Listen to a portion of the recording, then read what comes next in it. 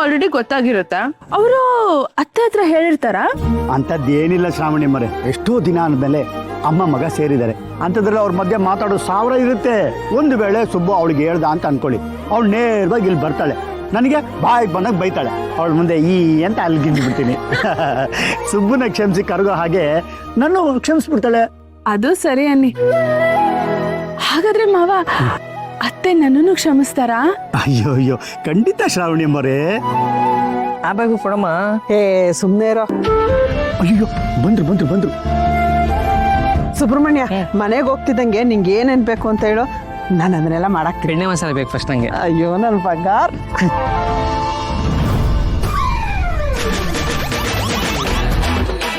ಇದೇನೋ ಸುಬ್ರಹ್ಮಣ್ಯ, ಅವರಿಬ್ರು ಯಾವಾಗ್ಲೂ ಬಂದ್ರು? ನನಗೂ ಸ್ವಲ್ಪ ಹೊತ್ತು ಮುಂಚೆನೇ ಗೊತ್ತಾಗಿದ್ದಮ್ಮ. ನಾನು ಕೇಳಿದ್ರೆ ಅಪ್ಪ ಬರಲ್ಲ ಅಂತ ಹೇಳಿದ್ರು, ನೋಡಿದ್ರೆ ಬಂದ್ಬಿಟ್ಟಿದ್ದಾರೆ. ನನಗೆ ನೀನಾಗ್ಲಿ ಅಪ್ಪ ಆಗ್ಲಿ ಮೇಡಮ್ ಆಗ್ಲಿ ನೀವು ಯಾರು ಬರ್ತೀರ ಅಂತಾನೂ ಗೊತ್ತಿರ್ಲಿಲ್ಲ. ನನಗೂ ಅಷ್ಟೇ, ನೀನ್ ಬರೋದು ಅವ್ರು ಬರೋದು ಯಾವ್ದು ಗೊತ್ತಿರ್ಲಿಲ್ಲ. ಇರ್ಲಿ, ಏನ್ ಮಾಡ್ತೀನಿ ಅಂತ ನೋಡ್ತಿರು. ಬಾ ರೀ.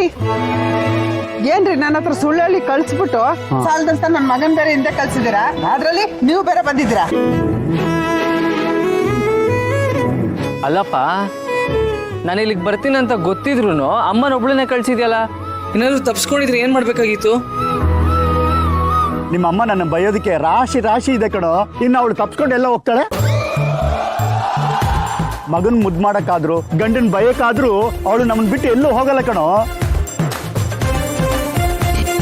ಆದ್ರೆ ಕುಕ್ಕೆ ಸುಬ್ರಹ್ಮಣ್ಯಕ್ ಬಂದು ನೀವಿಬ್ರು ಒಂದಾದ್ರಲ್ಲ, ಅದೇ ನಮಗ್ ಸಂತೋಷ. ಅಂದ್ರೆ ಅತ್ತೆಗೆ ಇನ್ನೂ ನನ್ನ ಮೇಲೆ ಕೋಪ ಕಮ್ಮಿ ಆಗಿಲ್ಲ. ಇರ್ಲಿ, ಪರವಾಗಿಲ್ಲ. ಅಮ್ಮ ಮಗನ್ನ ಒಂದ್ ಮಾಡಿರೋ ನನಗೆ ಅತ್ತೆ ಪ್ರೀತಿನ ಗಳಿಸ್ಕೊಳಕ್ಕಾಗಲ್ವಾ? ಕುಕ್ಕೆ ಸುಬ್ರಹ್ಮಣ್ಯನ್ ದಯೆ ಇದ್ರೆ ಸುಬ್ರಹ್ಮಣ್ಯನ್ ತಾಯಿನ ಹೋಲಿಸ್ಕೊಳ್ಳೋದೇನ್ ಕಷ್ಟ ಆಗಲ್ಲ. ಆದ್ರೂ ನೀವ್ ಹಿಂಗೆಲ್ಲ ಮಾಡಿದ್ದು ಸರಿ ಅನ್ಸ್ಲಿಲ್ಲ. ದೇವಸ್ಥಾನಕ್ಕೆ ಬರೋದಕ್ಕೆ ನನ್ಗೆ ಎಷ್ಟು ಕಷ್ಟ ಆಯ್ತು ಗೊತ್ತಾ? ದಾರಿನೇ ಗೊತ್ತಾಗ್ಲಿಲ್ಲ. ಸಾಕು ಬಿಡೆ, ನಿನ್ನ ಒಬ್ಬಳನ್ನೇ ಕಳಿಸಿ ನಾವೇನಾದ್ರು ನೆಮ್ಮದಿಯಾಗಿ ಇರ್ತಿದ್ವನೇ? ನಿಮ್ ಮನೆಯಿಂದ ಹೊರಟ ಮೇಲೆ ನಾನು ಶ್ರಾವಣಿ ಅಮ್ಮವರು ಯಾವಾಗ್ಲೂ ನಿನ್ ಬೆನ್ನಿಂದನೇ ಇರ್ತಿದ್ವಿ.